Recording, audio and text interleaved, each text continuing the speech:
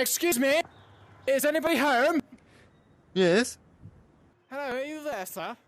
Yes. Come in. Oh, right, thank you.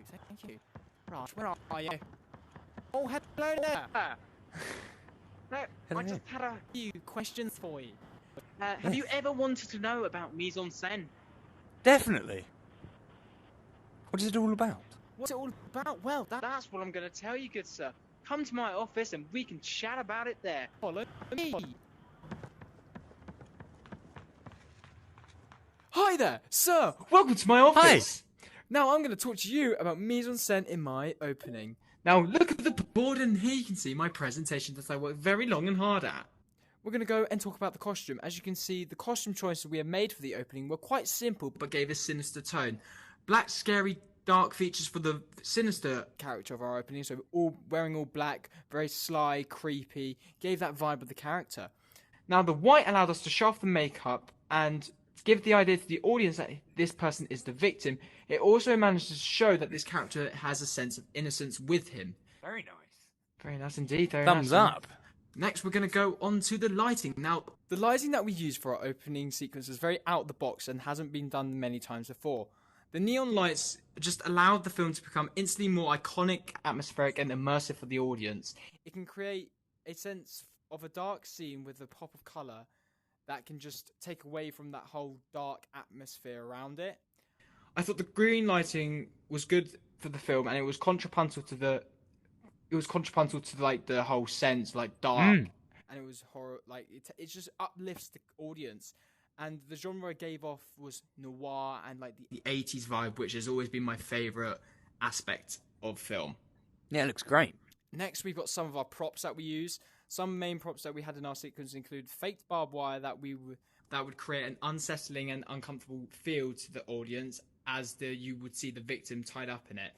We also had your average everyday tools like saws, hammers, even the crowbar. We also had scissors, just your average everyday things, and that made the container feel like it has just quickly been put together. These props made our opening look like a horror and a thriller as a hybrid genre or a sub-genre-esque kind of look. Our last main prop, I would say, that helped us out a lot was the money. It also helps link to the rest of the plot of the film with the people in our modern days need for money and they're greedy.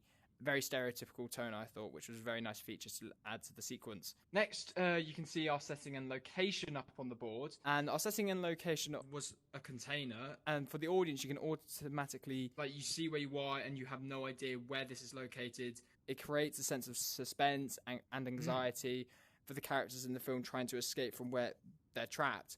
I thought using this was very different than your stereotypical basement or attic for a kidnapping. It just suggests that this killer has gone out the box and really has thought through how he wants to kidnap his victim. And overall, I just thought it was hardly been done before.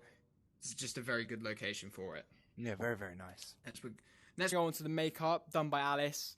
For the makeup in our sequence, we wanted to give the villain, again, a dark sense around him. Very sinister, sly, demeaning. So we mainly made his facial features quite dark, like bags under his eyes, just to give it that creepy sense. Sadly, we don't have any photos of that from the day. And then for our victim, we obviously needed to make him look really beaten up. So we put prosthetics on him, and we made some of them more old looking and some more prominent, just to give the effect that he's been there for a long time. This has been happening over a course of a few months, and showing the blood, these injuries on him, showed that it could be a thriller, but also, again, has a subgenre of a horror film in it, but mainly a thriller, so they work hand in hand. And now next we're going to go on to the performance from our actors, which I have to say was absolutely brilliant. Great acting from all of them. The performance we wanted was I wanted to convey from the victim's point of view that at this point where he is, he doesn't really care what's going on. Again, that implies to the audience that he's been there for a while. He knows what's coming. He knows he's going to be beaten up. And for the villain, I wanted him to show a bit of psychotic sense within his brain. Like at the start, he's dancing around to the jazz music. And then near the end, when the music starts to get interrupted, he gets really serious and angry and he's pissed off. So then you can see from the audience point of view that he is silly, but you don't want to mess with him. Yes. So, sir, did you learn anything about mise-en-scène today? Everything. Well, thank you very much for tuning in. I hope the next time you join me, you'll be me.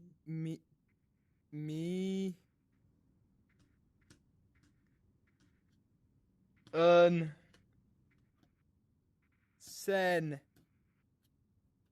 If I'd.